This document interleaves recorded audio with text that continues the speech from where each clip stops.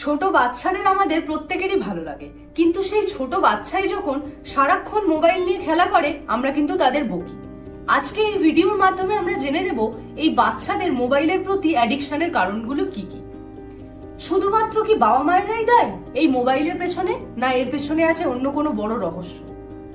এইসব বিষয়ে জানার আগে দ্য কিউরিয়াস বাঙালি চ্যানেলটিকে অবশ্যই সাবস্ক্রাইব করে নিন। আপনি কখনো নোটিস করেছেন যে আপনার মোবাইলে যখন হোয়াটসঅ্যাপ নোটিফিকেশন আসে আপনি কিন্তু নিজেকে কন্ট্রোল করতে পারেন না, সঙ্গে সঙ্গে চেক করতে স্টার্ট করে দেন যে কি নোটিফিকেশন এলো। এটা হচ্ছে একটা বড় ট্র্যাপ।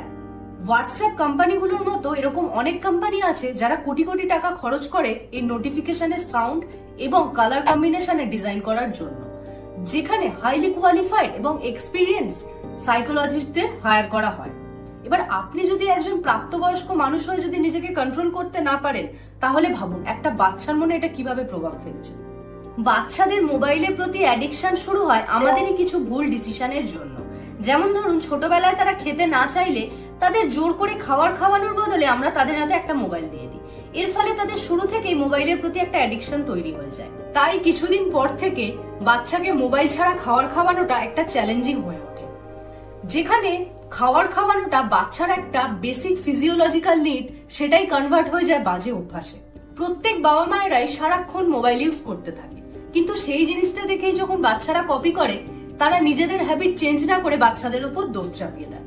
অন্যদিকে আজকাল বাচ্চারা খোলা মাঠে বা তাদের বন্ধু বান্ধবের সাথে খেলতে পারে না, কারণ মাঠ নেই বা নিরাপত্তার অভাব। ফলে তারা ফোনকেই ভার্চুয়াল প্লেগ্রাউন্ড হিসাবে বানিয়ে নিয়েছে।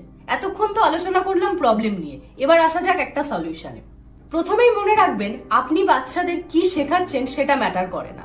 বাচ্চারা যে জিনিসটা দেখে সেটাই শিখে যায়। তাই দেখবেন যে বাড়িতে বেশি টিভি দেখা হয় সেই বাড়ির বাচ্চারা কিন্তু বেশি টিভি দেখতে ভালোবাসে, আর যেই বাড়িতে কম্পিউটার আছে বাচ্চারা কিন্তু তাড়াতাড়ি কম্পিউটার শিখে যায়।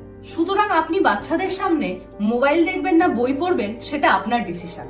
আজকের দিনে হলো মোবাইল একটি স্মার্ট ডিভাইস, তাই এই ডিভাইস বাচ্চাদের অনেক বেশি স্মার্ট করে তুলবে।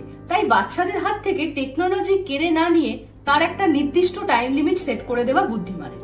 প্রত্যেক পেরেন্টসরাই নিজেদের লাইফে খুবই বিজি, বাট তারই মধ্যে আপনাকে টাইম বের করে নিতে হবে বাচ্চার সাথে খেলা বা সময় কাটানোর জন্য। এটি আপনার বাচ্চার মেন্টাল গ্রোথে হেল্প করবে।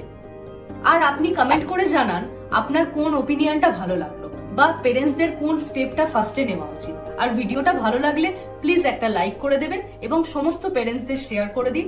এবং নেক্সট ভিডিও পাওয়ার জন্য দ্য কিউরিয়াস বাঙালি চ্যানেলটিকে অবশ্যই সাবস্ক্রাইব করে নিন।